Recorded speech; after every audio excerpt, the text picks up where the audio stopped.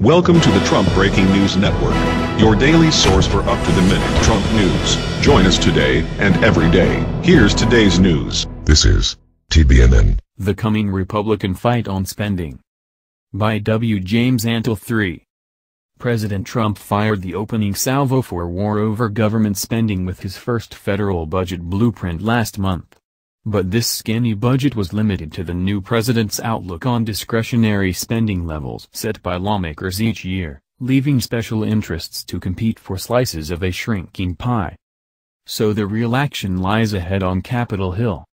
It's the president's suggestions essentially to Congress, said Marc Goldwein of the Committee for a Responsible Budget.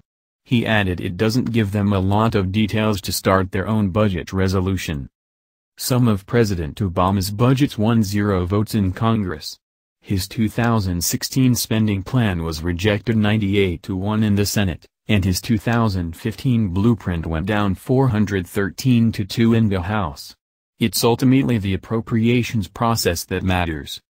Trump's spending priorities may fare little better. Democrats and centrist Republicans balk at deep cuts in domestic spending.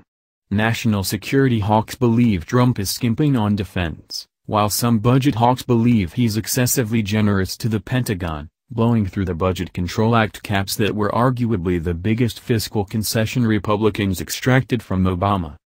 The State Department budget would be slashed 28%. The Environmental Protection Agency would fare worse, with a 31% cut.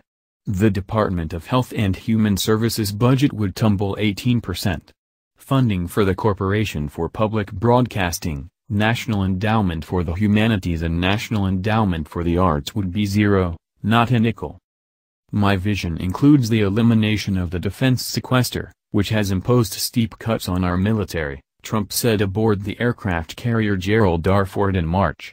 My budget will give America's armed forces the resources they need to achieve full and total military preparedness to meet any and all global challenges, and meet them we will. Investing in the military means investing in peace.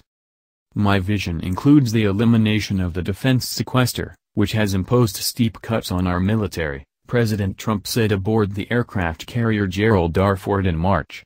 AP photos?